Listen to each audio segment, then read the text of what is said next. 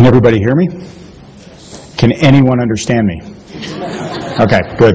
So I always try to start with that. So this is my third year in a row at Madrid Travel Think, so I'm very excited to be here. And for the third year in a row, Javier has managed to put me after lunch. So I think that's always the worst time slot because everybody's kind of a little tired and you know, after a 7-hour morning session, in the States we're done in the morning by like 11:30, here it's like 2:30 or 3, so it's a little different. But a couple things I want to take you through today, and I'm actually going to piggyback a little bit on the presentation from earlier, where you saw like the travel cycle wheel, and that's how we think about it a lot at Google, and I just want to tee you up for that just because that's the process that we're thinking about. So what I want to take you through is where we're headed. And to Javier's point, as we think about the business now and into 2011, what's important from a consumer standpoint, what are we seeing from our advertisers, what trends we're seeing in the space. So a couple things I want to take you through is consumer trends. So what's happening in the consumer space right now, what can we learn from that? And then from an advertiser perspective, what advertisers are learning and adapting to these trends in the digital space right now. And this is a little slow. Okay, so you guys recognize this a little bit from earlier. This is a little fancier version of the travel cycle process. So this is how we think of travel at Google. We think about it in multiple phases, and I think the key point here is to understand that this is not a linear process. So this isn't one end going directly to the other end and then stopping there. So these different phases, and I'm going to take you through each individual phase, often feeds the other phases. And when Christine comes up to talk about kind of the sharing side and the experiencing side, these are feeding early in the process with dreaming and researching and actually booking. So this is not a linear process. It's a process that continually feeds itself. So let's start with the dreaming phase, maybe.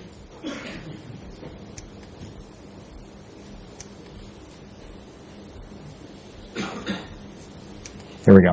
So no surprise, everybody's here because of a lot of the work in the online space. So the internet is still the #1 inspiration for travelers. 62% of those are still searching online before they travel. And why that's important and why we're all here today is early in the process, I'm not sure where I want to particularly travel. So what do I do? You know, years ago, what I would typically do is I would get a brochure or I'd get a magazine, and I would try to figure out a destination or where I wanted to go and where I wanted to stay from that. But what's happening now is people are going online first, and if I'm not going online first, if I'm getting a brochure, and I just did this for myself where I was booking a vacation, is I got a brochure, I had some travel destination magazines, and while looking through those magazines, I was going online at the same time, and I was doing searches and figuring out a little more deeper and getting some deeper information from that. But another important trend that we're seeing in the space, which was touched on earlier, is really video. And I actually looked back from my presentation 2 years ago, and to look at this number now, online video, where 62% of leisure travelers and 69% of business travelers are consulting video before they travel.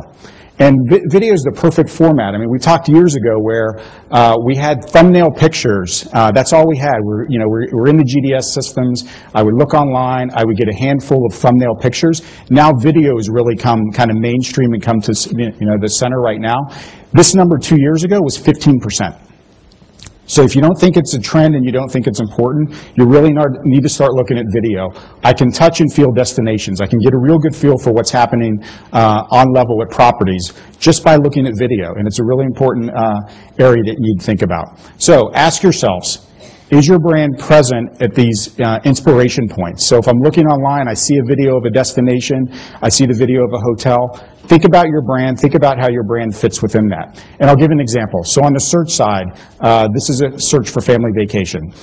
So it feels like top of funnel, right? Like I'm not sure where I want to book, not sure where I want to go, but family vacation is really important for family-oriented brands. Think of Disney, for example, destinations like Orlando, family getaway, destinations in the Caribbean. These are spots that are family vacation-based. So this type of search term probably doesn't convert immediately, but what it does, it gets those type of brands in the consideration set early on in the process where I'm figuring out where I want to go, what I want to do, and I need to get inspired. So family vacations, if I'm an advertiser in like Orlando or Disney World and I advertise on those terms, I have an opportunity early on to talk to consumers in that process and help them understand what my location and what my destination is all about. Here's another example. So on the display side of the business, this is a site for moms. And all of Disney research shows that a high percentage of those booking Disney vacations are moms. And so they're advertising against a site for mothers, and this is a perfect contextually targeted ad for Disney to get in front of the consumers. And then here we go with video. So this is a Delta Airlines, we call them brand channel on YouTube. So basically what Delta did is for all the destinations that they fly into, they had their staff and flight attendants put together videos on those destinations. So very authentic, user-generated in a sense, but it gave them an opportunity to let consumers know as they're thinking about where they're going, what there is to do in those destinations, what type of things to think about. So when it comes time to book, Delta's top of mind. Oh, I saw a video on Las Vegas with Delta. I'll probably take a Delta flight there and let me do a little more research on pricing and availability for the Delta flight. And you probably can't see it here, but 180,000 views of this video. And I don't think Delta did much advertising around this, so it was very organic. People were able to discover it and find it without a lot of advertising behind it. So here's another one. So YouTube, similar to search, is also a search engine. And if YouTube was considered a search engine, it would be the second largest search engine in the world, just by virtue of all the searches. So what we've done over the last couple of years with the acquisition of YouTube has brought a lot of science to what we do on the search side and taken that science to YouTube. So here I'm searching for how to pick a cruise. And if you see over here, you have NCL, Norwegian Cruise Lines, is advertising against this particular search. So what this does is this takes me to a vacationer channel that actually YouTube created the content and worked in conjunction with Norwegian Cruise Lines to bring all this video content together. And not like the Delta situation where it was kind of generated by individuals. This is professional content where we went to National Geographic and Lonely Planet and a lot of other sources to get this information. So as I'm starting to get this information early in the funnel, I'm starting to get inspired. I'm dreaming about my vacation, where I want to go. I move into the next stage, which is researching. And again, no surprise here, the numbers are astronomical. People still using the web significantly. Search is the #1 tool. So if you think about the 22 site visits, so I don't know if anyone's ever, in your current studies or your research, you've seen a clickstream report with all the sites that people are going to before they actually book. Very confusing, very convoluted. My point in the whole process is there's an opportunity within those 22 sites to gain a customer, and you can be top of mind all the way through that process, but when it comes time to actually purchase, you could potentially lose that customer. And what we've seen over the last couple of years is search queries have gotten a little longer, where consumers are getting much more demanding with the information that they're looking for and that they want. So a couple years ago, I would do a search for New York hotels. Now consumers are doing searches for New York hotels near Central Park. So they're getting very demanding and very specific with the questions that they're asking us, which makes our job a lot harder in terms of making sure we're providing them with the information that they're looking for. So again, ask yourselves, do we understand our consumer's path to purchase? So we talked about kind of the upper funnel stuff, and we're starting to move it down a little bit. So we launched a tool at Google recently called Search Funnels. And the purpose of Search Funnels, and I had to use this is a foosball table, but I had to use kind of a football or soccer analogy, as we would say in the States, so I can keep everybody's attention on this, is that we all kind of focus on the booking and the last keyword to conversion and give all that credit to that keyword. But what's really happening is there's these whole host of keywords. So go back to the family vacation example. That family vacation, if it led to a booking, there's an eventual keyword that somebody converted on. So what this tool does, it helps you understand that booking path and what's happening with those early funnel terms and how they're impacting terms downstream. So you can focus in on terms that are helping you lead to conversion, and then not focus as much on the terms that really aren't helping you convert. But this is a great tool that we just launched. We've had a lot of success with several partners in the States in terms of looking at the data and surfacing the information so they can be better with their search campaigns. The mobile side, you saw some examples earlier on what's going on with mobile, and through some conversations over the last couple of days, I understand that mobile really hasn't taken off in the sense from a marketing standpoint or advertising standpoint, but if it hasn't, it's coming. And we've seen over the last 6 to 9 months in the States, it's really started to move at astronomical paces. It's moving because devices are finally catching up with what consumers want to do and what they're looking for. I'll give you an example. I commute 3 hours a day into New York City. 3 years ago, I would open my laptop for the entire trip. I never open my laptop anymore because I can do everything on my handheld. So as you can see, travel interest is increasing significantly on mobile. And you want to think about, you want to get ahead of this now, right? So when the wave happens over here, are you optimizing your campaign specifically for mobile? So just know that desktop doesn't equal mobile. So work with your teams here to make sure that your campaigns are built out separately and they're really built out for the mobile experience. So now the booking part. So this is what everybody's probably in the room has been focused on for the last several years, and still it's a lot of what our clients are focused on in the U.S., where we're trying to help them understand the other levels as well with dreaming and researching. But the booking phase, online and mobile, again, significantly increasing. Over 50% of the bookings in the U.S. are handled online. That number continues to increase every year. So 50% on a big base. It's pretty hard to move that number, so the fact that that number continues to increase year over year shows that the interest level's there and the value's there from an online perspective, and mobile continues to rise on the booking side as well. I think the example that you saw earlier, so ask yourself the question, can your consumers find your website and easily book within the experience? You saw the example of the cruise example where a click-to-call ad, where I have my phone number in there as well as the mobile website. So if I'm more comfortable, so cruise is a very complicated, expensive transaction. So I may not be as comfortable dropping $3,000 on my mobile device. I may feel more comfortable hitting the click-to-call button and calling directly and booking the reservation via the call center versus online, or I can book it online. So results from Norwegian Cruise Lines is 31% increase in bookings through the call center, as well as a significant increase online as well. So the fact that people are spending $3,000 online tells you that this is a growing area and it's going to continue to grow, and I look forward to come over here very soon if you're out looking at it, get ahead of it now. So let's move to the experiencing side. So once I book, the travel process doesn't stop from a searching and booking standpoint. So when I get in market, when I get to a destination, where am I going to eat? What restaurants am I going to go to? What activities am I going to do? I'll give you a perfect example. I was checking into the Trip Ambassador on Sunday, and I think I had like a 5-minute wait while I was waiting to check in. Opened up my laptop because I don't want all the roaming charges here, so I opened up my laptop. In that 5 minutes, I was able to see if Real Madrid was playing, which I missed them the night before, so poor planning on my part.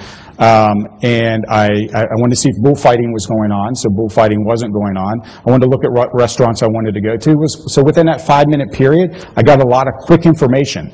And the reason I was able to get that information, and you need to ask yourself this question as well, is am I making it easy for my customers to get access to this information? Am I able to provide them with this information?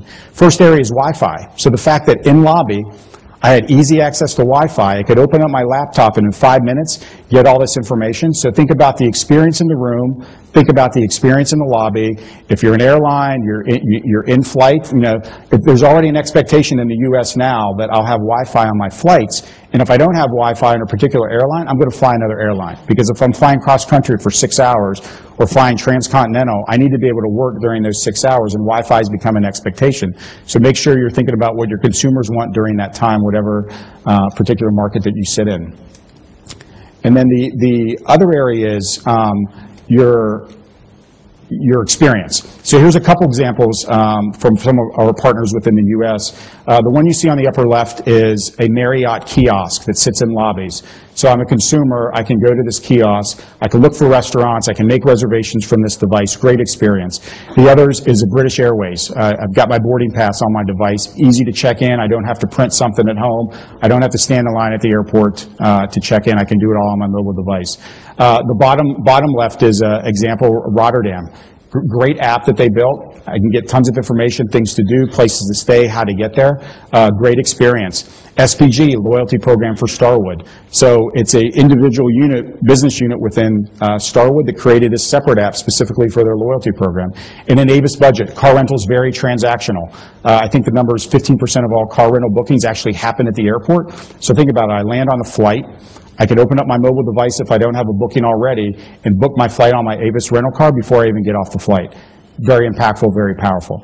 And now the aspect of sharing. So I'm not going to get into too much detail here because Christine's going to wow us with all the great work that TripAdvisor's doing. But obviously, reviews is a big area that continues to grow. It's significantly increased year over year. And as I mentioned earlier, when we talk about the travel cycle, this sharing inspires dreamers and inspires researchers and bookers because I'm taking this information from what others are providing, and I'm using this to help me make decisions on where I want to travel to, where I want to stay, and the importance of the information is ever increasing. If you all remember the example earlier of the Disney program, that Disney program of the videos that consumers are posting within that YouTube site for Disney, 25% of them are actually happening at the property, at the Disney resort. Pretty amazing. So I'm actually taking video, likely on a phone, on a mobile device, and uploading it to YouTube while I'm in the park. So that lends itself to immediacy. So if you're not paying attention to that information, you need to think about how you're looking at it, how you're processing it, and actually how you're doing something with it, because reviews and this type of social interaction is only going to continue to increase. So think about how you're part of the conversation. And what I want you to take from this kind of travel cycle, this travel process as we think about it, think about the consumer trends that I just mentioned.